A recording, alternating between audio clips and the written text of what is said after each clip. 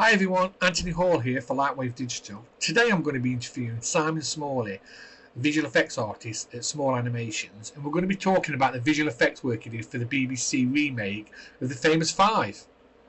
Hi Simon, thanks for giving us your time today. You're very welcome, Tony. Pleasure. Cool, so can we start by you giving us a quick overview of what kind of work you do at Small Animations? Yeah, so at Animations, it's pretty much just me, unless I get a bigger project and I need some help from other freelancers. But predominantly, over the last 3 years, I've been working on lots of stuff for TV and film, whether that's camera tracking, photorealistic rendering, or animating lizards, which I've been doing for Death in Paradise for 3 seasons now. Cool. So I know recently you did some work for the BBC on the remake of The Famous Five. Are you able to tell us a bit about that? Show us some of the production? Yeah, absolutely. I mean, this was a great opportunity, actually. This was something I used to read when I was a kid, so I was really excited to kind of be Yeah. involved with this. And the episode I worked on first was The Curse of Kieran Island. And so the production team had filmed on location on the beach, looking out to sea, where the Kieran Island should be. And it was my job to create a photorealistic Kieran Island for the characters to sail to.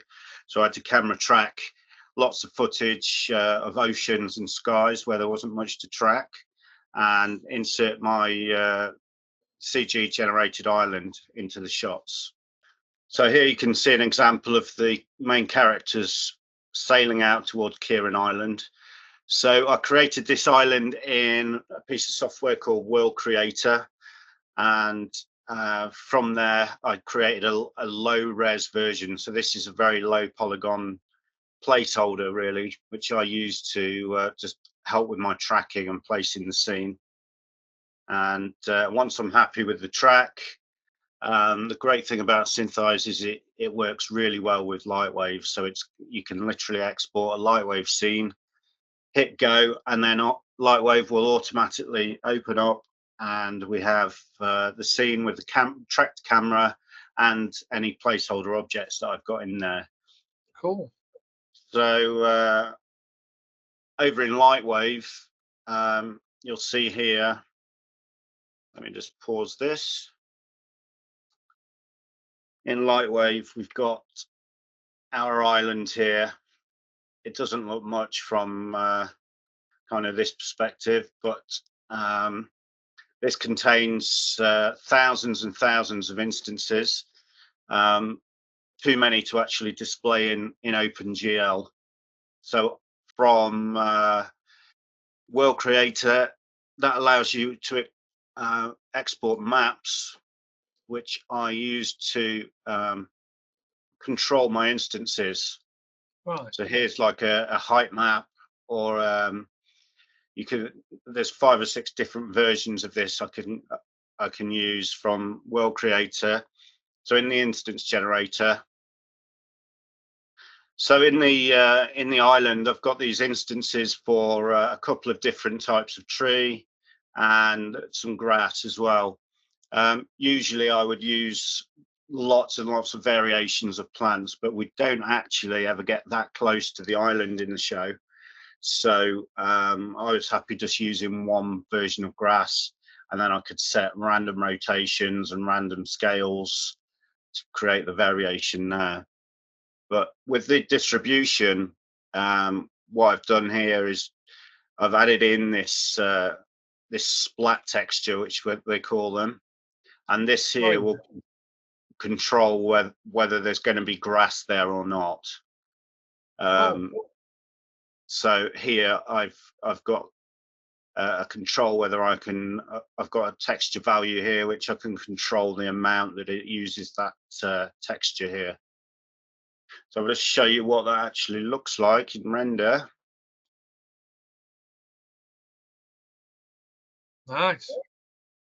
So you can, if I zoom in, you can see all these sort of tufts of grass and things. And what I've Yeah. also got on some of these trees is some procedural animation. So they kind of blow a little bit in the wind. Let's just do autofocus there. So another key feature of this show was the castle that the characters visit. There's a castle called Corfe Castle, and I was actually able to find a 3D scan that someone had created using a drone of the actual Corfe Castle. So I took that into Substance Painter and painted on Ivy and improved the textures slightly, and that enabled me to get a kind of like for like location to where they filmed the show of the footage of the characters actually going in there. Cool. And another element I used here was Quixel mega scans. So this was just help fill out some of the island with some nice kind of photo scanned rocks and things. So if I just come to a different camera, this was an overhead shot, which you'll see in one of my clips. In this one, I created the render in Lightwave, but with the tracking data, I took that to After Effects and added in actual real footage of crashing waves and things to get the final look of the shot. So it was, so yeah, I mean, it all came together in Lightwave. I like to use lots of different tools, but Lightwave is always my go-to to put all the scenes and rendering together. So that's great stuff, Simon. So when it comes to Lightwave, do you have a favorite tool or function that you like? My go-to with a lot of these scenes is the instancing, as I've shown in my my clip there. It's just so versatile for filling out scenes really quickly and getting variation. You can use very few objects and populate a scene very quickly, and I find that flexibility really useful in a lot of the shots I do. Cool. So looking to the future, is there any certain tools or functions you'd like to see in Lightwave? Yeah, I mean, working in the TV and film industry, I'd like to see some modern color profiles be implemented into Lightwave, like the ACEs and log as well, just so that it talks to the other software a little better. Also, the Unreal Bridge is amazing. The new version of that works so well.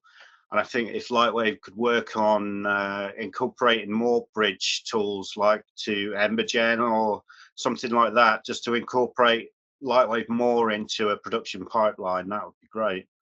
Yeah, definitely. I mean, like you know as well as I do, that the Unreal Bridge that's just come out, it's literally their version 1, and they've got big plans for it. So looking forward, Yeah, I mean, I'm really excited about it. It's a real game changer for me with that. With Unreal and Lightwave together can be a powerhouse, I think. Definitely. Well, Simon Smalley, thank you so much for giving us the time today. I think the best thing to do is to finish on your show reel. Thanks very much. Thank you a lot. Thanks a lot.